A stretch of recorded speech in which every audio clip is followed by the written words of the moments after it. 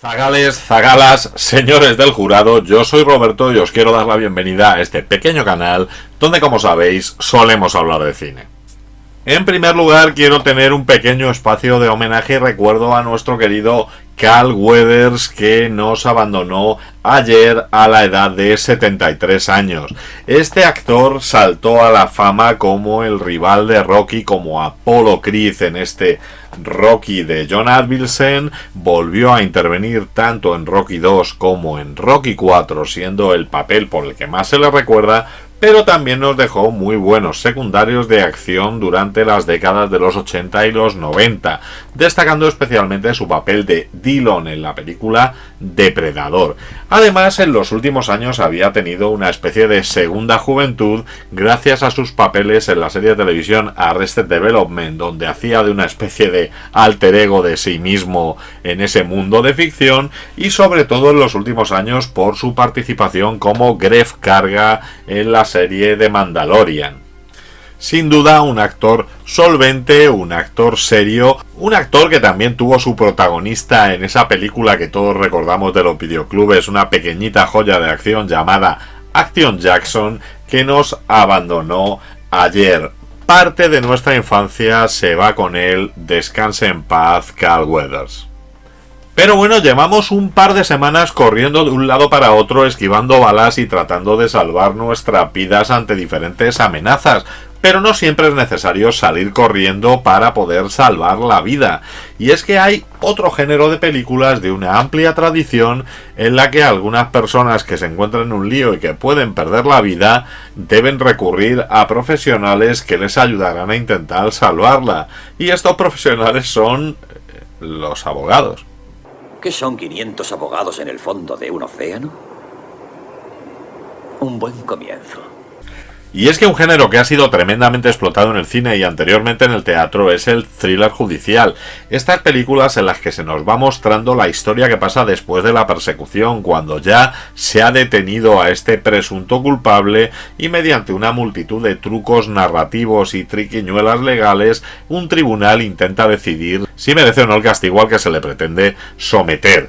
Desde luego hay que reconocer que la epicidad de los juicios norteamericanos y lo que se nos ha mostrado en el cine está muy alejado de la realidad de cualquier juicio al que hayamos podido acudir en España. Pero es cierto que los autores nos han hecho creer que en un juicio americano cualquier prueba de última hora, cualquier testigo sorpresa, cualquier arrepentimiento de uno de los testigos puede marcar la diferencia entre la vida y la muerte para un acusado. A pesar de que ya habían aparecido juicios antes en el cine, como por ejemplo en Juana de Arco de 1900, se puede considerar que Testigo de Cargo, película de Billy Wilder de 1957, basada en una novela de Agatha Christie, sería la que daría el pistoletazo de salida a este género. Una película centrada en un juicio por asesinato tiene todas las características que luego se desarrollarán en estas películas: giros inesperados, testigos sorpresa y sobre todo unas interpretaciones magistrales por parte de Charles Laughton como abogado y Marlene Dietrich, un clásico muy recomendable.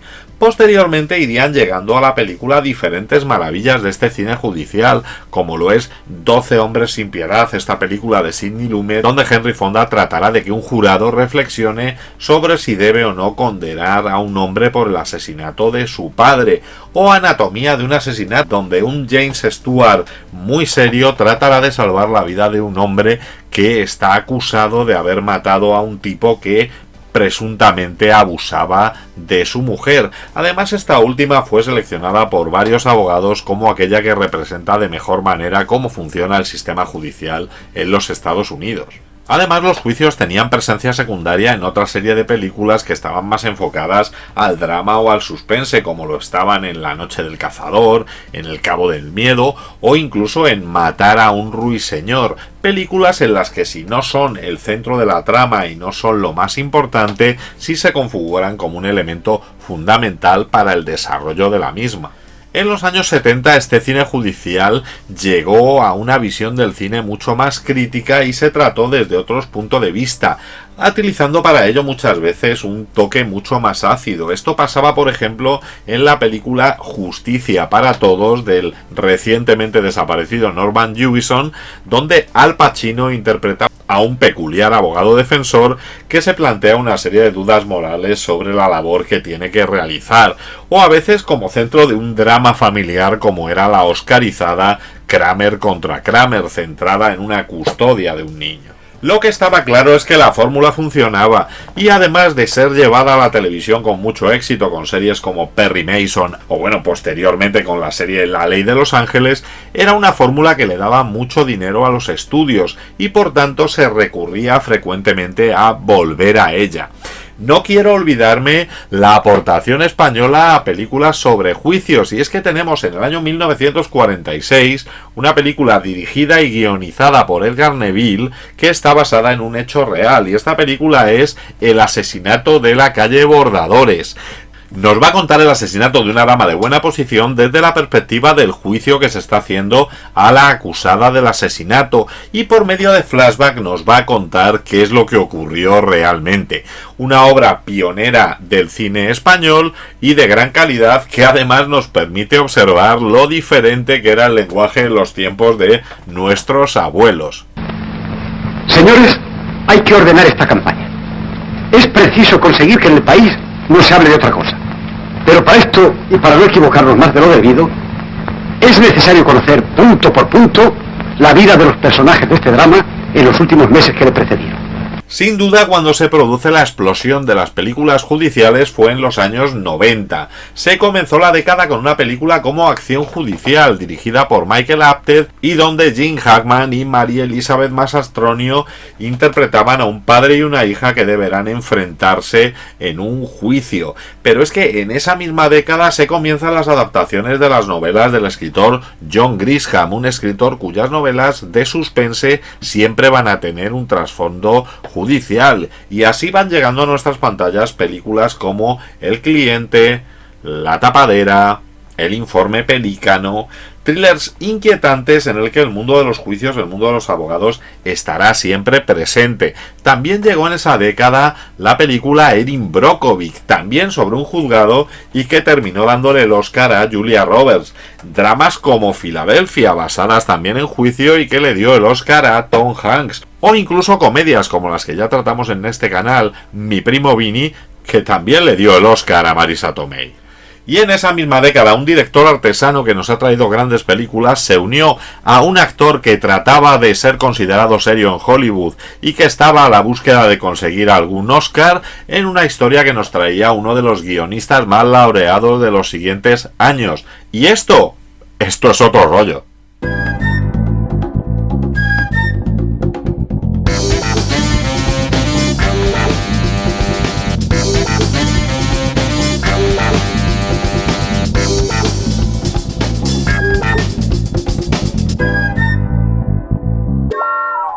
Y es que en el año 1992 llegó a nuestras pantallas la maravillosa película de Rob Reiner, Algunos hombres buenos. La acción nos va a situar en la base norteamericana en Guantánamo, en Cuba, donde veremos cómo un joven soldado es asesinado por otros dos compañeros. Ya tenemos el detonante para el juicio, pero la película comenzará realmente cuando estos jóvenes, los cabos del cuerpo de marine Dawson y Downey, hayan sido trasladados a Washington para ser juzgados por asesinato. La teniente Calloway, Demi Moore, cree que estos jóvenes realmente no estaban actuando por venganza, sino que estaban cumpliendo una orden que se les había ido de las manos y que por tanto no merecen la pena que se solicita para ellos. E intenta así que se les dé la mejor de las defensas posibles. ¿Quiere salir de aquí para que podamos hablar de usted a sus espaldas? Desde luego, señor. Sus superiores, a pesar de su insistencia en ser ella quien se ocupe del caso, le asignan la defensa a un joven abogado, el teniente Daniel Coffey, Tom Cruise. Te aseguro, Cathy, que colgaré a tu chico de una jodida verga. ¿Verga? Sherby, ¿la Armada aún cuelga a la gente de las vergas? Creo que ya no. Sherby cree que la Armada ya no cuelga a la gente de las vergas. Este joven abogado es un tipo bastante irreverente, que no respeta mucho las normas militares y que está por allí, pues bueno, de paso hasta que consiga un gran contrato con una firma de abogados. Además es conocido por cerrar los casos de una manera muy rápida mediante acuerdos que tardan muy poquito tiempo en ser solucionados. Capitán, el teniente Cathy está considerado el mejor litigante de nuestra oficina. Ha negociado con éxito 44 casos en 9 meses. Uno más y ganaré una cubertería. Durante la investigación, Cathy, que no tendrá más remedio que ir a juicio por la insistencia de Calloway, será ayudado por el teniente Weinberg, un Kevin Pollak que llega a funcionar en ocasiones como un alivio cómico en esta película. Esto le hará investigar a la vida de estos marines en Guantánamo, donde será consciente de la existencia de un tipo de militares que no son los que él está acostumbrado a ver por Washington.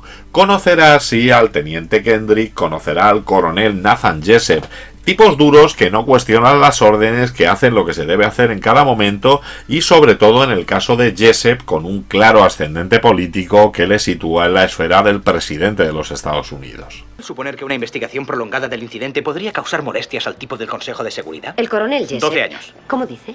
Haré que retiren la conspiración y la conducta impropia. 12 años. Aún no ha hablado con ningún testigo ni mirado un solo papel.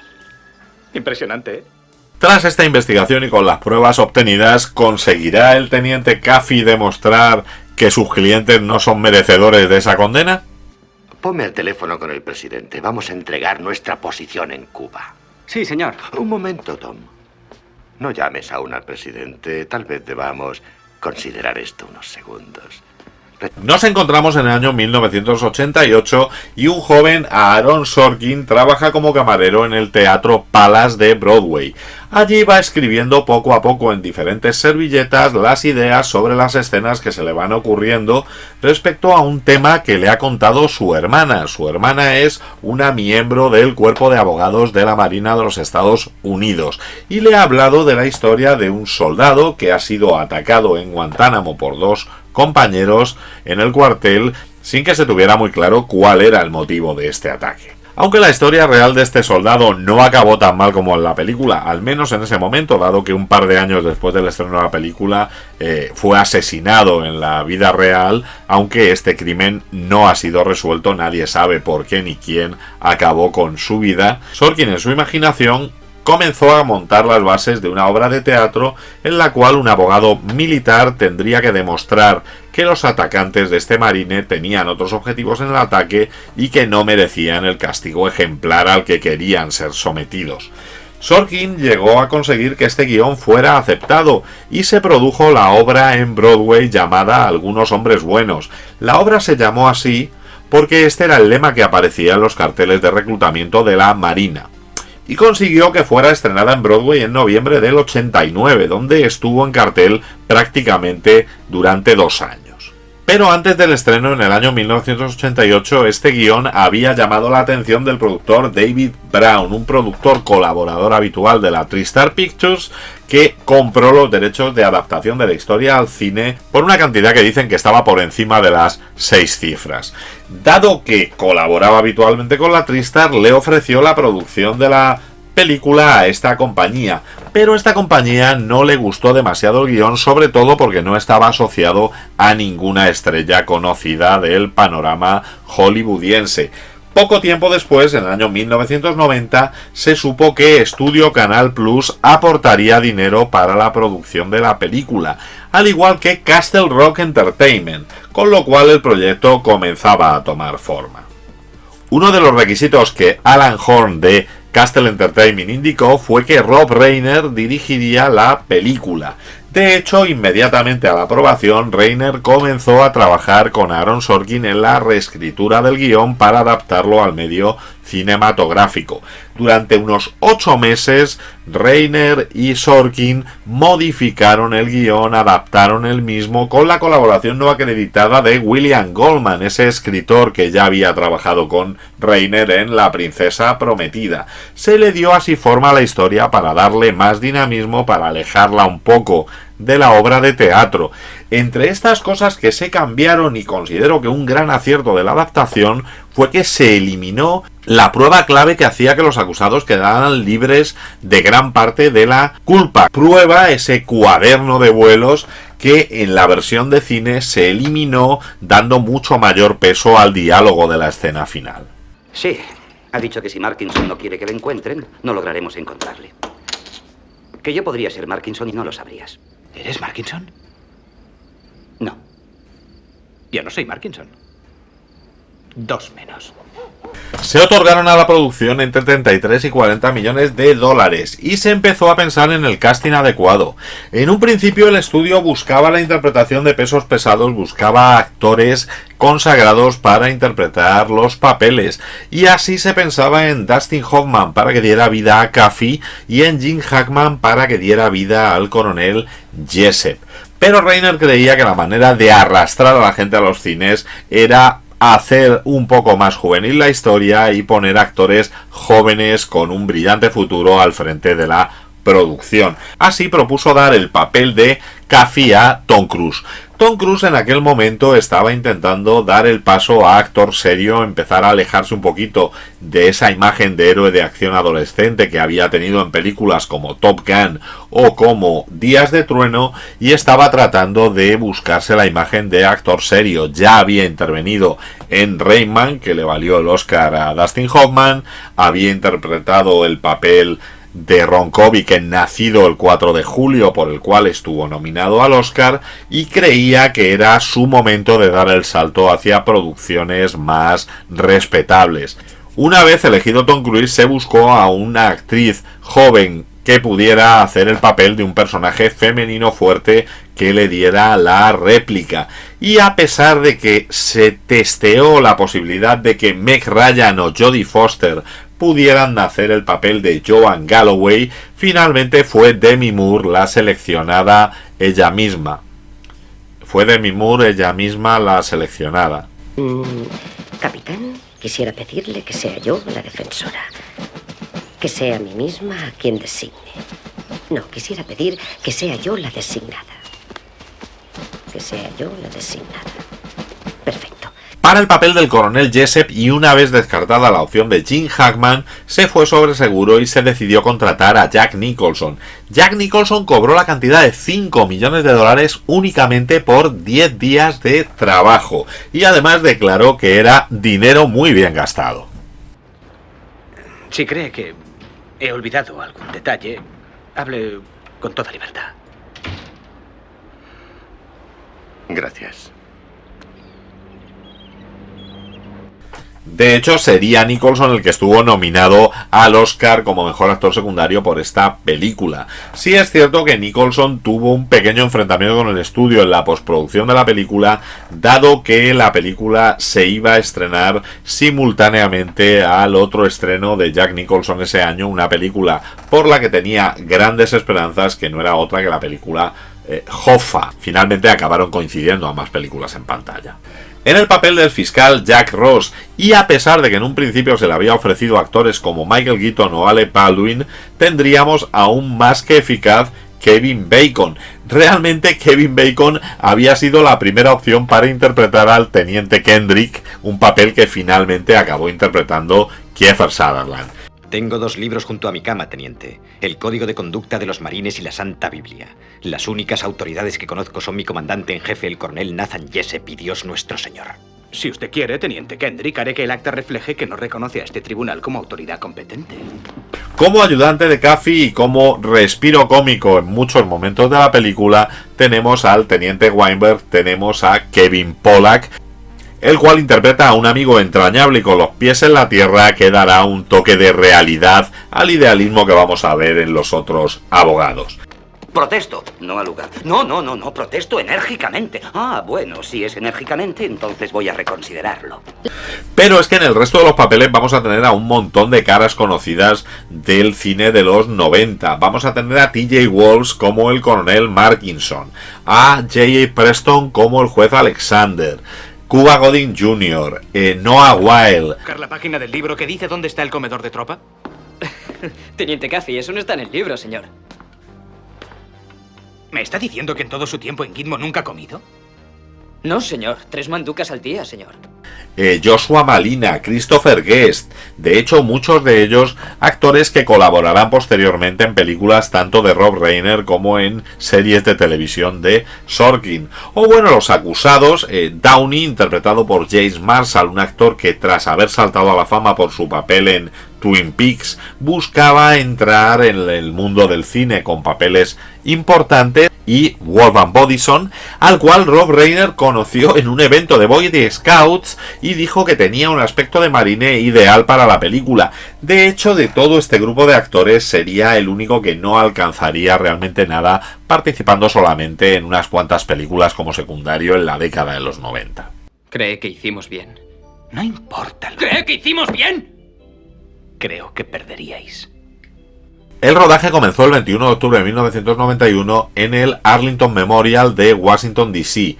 De hecho, allí vamos a ver una interpretación musical a cargo de una presunta banda de marines que no era otra que la banda de la Universidad A&M de Texas. Las escenas de la película en Guantánamo se rodaron en el sur de California, en el Parque Estatal Crystal Cove, en Fort MacArthur y en la Estación Aérea Naval de Point Mugu. Aunque el Departamento de Defensa de los Estados Unidos permitió que 200 marines fuera de servicio actuaran como extras en las escenas de Guantánamo, no dio permiso para que se pudiera rodar en la base de los marines de Camp Pendleton como quería Rob Reiner. Las escenas del juicio se rodaron todas en estudio en los estudios Calvert de Culver City, California. Tengo unas chaquetas de camuflaje aquí en el jeep. Les sugiero que ambos se las pongan. ¿Chaquetas de camuflaje? Sí, señor. Vamos a pasar muy cerca del vallado. Si los cubanos ven a un oficial de blanco, creen que puede servirles para hacer puntería. Siendo una película que provenía de una obra teatral, el rodaje de la película no tuvo grandes complicaciones y se realizó en los plazos y dentro del presupuesto previsto. De hecho, la única particularidad que dio un poquito de quebradero de cabezas a Reiner fue la insistencia de Tom Cruise de que el sonido tenía que grabarse utilizando el sistema Clear Sound, un sistema que era el que utilizaba la Iglesia de la Cienciología para sus eventos y que, según el actor, destacaba mucho mejor su capacidad vocal. De hecho, Tom Cruise, muy metido ya en la Iglesia de la Cienciología, declaraba que para su interpretación se había basado en el presidente de esta iglesia, David Miscavige, amigo personal de Cruise y una de las cabezas visibles de la Iglesia de la Cienciología en ese momento. Algunos hombres buenos tuvo un preestreno en el cine Odeón de Manchester, en Inglaterra, y llegó a las pantallas el 11 de diciembre de 1992, siendo estrenado en 1925 salas. Solamente en el fin de semana de su estreno recaudó 15 millones y medio de dólares, siendo la película más taquillera durante 3 semanas consecutivas. Recaudó en total en los Estados Unidos 141.300.000 dólares, unidos a otros 102 millones en el extranjero, lo cual hizo que una producción que no había superado los 40 millones de dólares recaudara a nivel mundial un total de 243 millones y un cuarto de dólares. La recepción crítica y la recepción del público coincidieron, siendo ambas bastante positivos. La mayoría de los críticos, la mayoría de los medios alababan sobre todo el buen hacer del artesano Reiner y las interpretaciones de los dos actores principales, tanto Cruise como Nicholson, que decían constituía la base de la película. Lionel Caffey dijo, bueno, eso ya lo veremos. ¿Cómo coño está tu padre, Danny? Falleció hace 7 años, señor. He quedado como un jodido gilipollas. ¿Qué va, señor?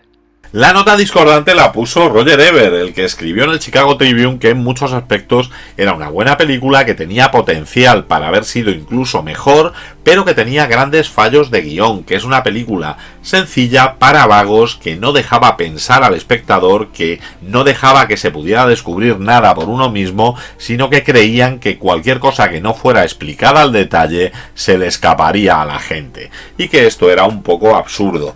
Además del éxito brutal de taquilla, la película fue nominada a 4 Oscar: Mejor Película, Mejor Actor Secundario, Mejor Edición y Mejor Sonido. Sin embargo, no pudo ganar ninguno de ellos en el año de Sin Perdón.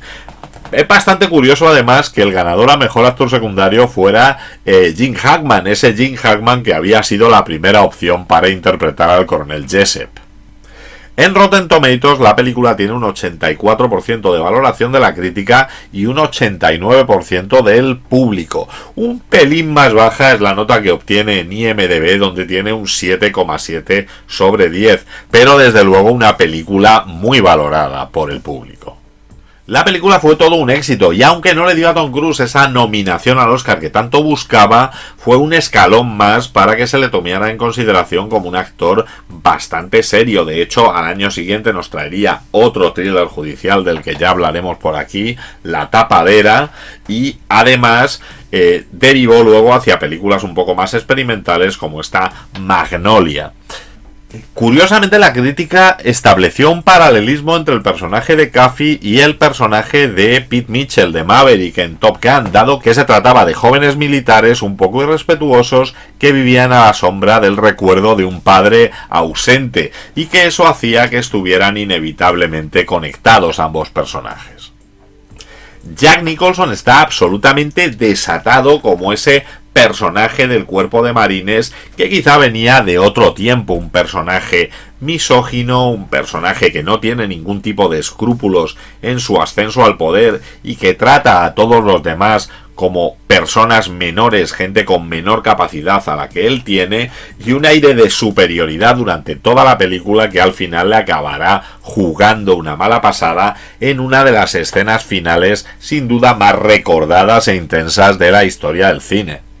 ¡Coronel Jessup! ¡Ordenó usted el código rojo! No tiene que responder a esa pregunta. Responderé a la pregunta.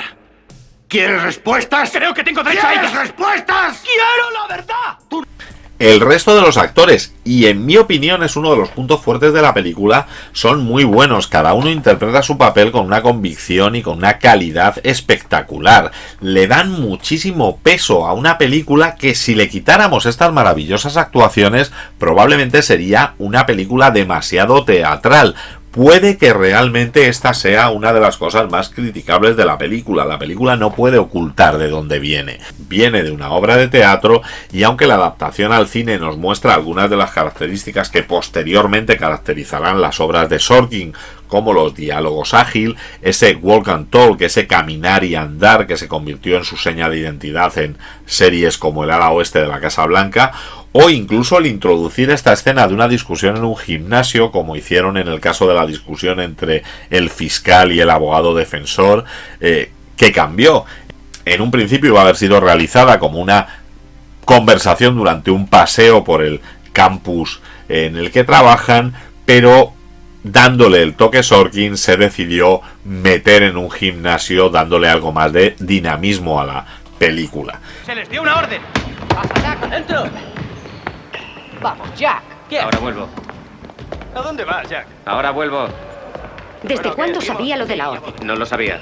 ¿Quién es? Es Jo Galloway, la abogada de Downey. Encantada de conocerla. Sin duda, Aaron Sorkin tuvo aquí una piedra de toque que luego evolucionó y le llevó a darnos joyas en la televisión como Estudio 60 o como The Newsroom, o películas como La Red Social, Jobs, Moneyball, que le han convertido en uno de los guionistas más galardonados y más valorados de los últimos tiempos. Rob Reiner hizo lo que tenía que hacer. Rob Reiner es un director muy eficaz, es un artesano eficiente que sabe cómo mostrarlo en lo que necesitamos ver.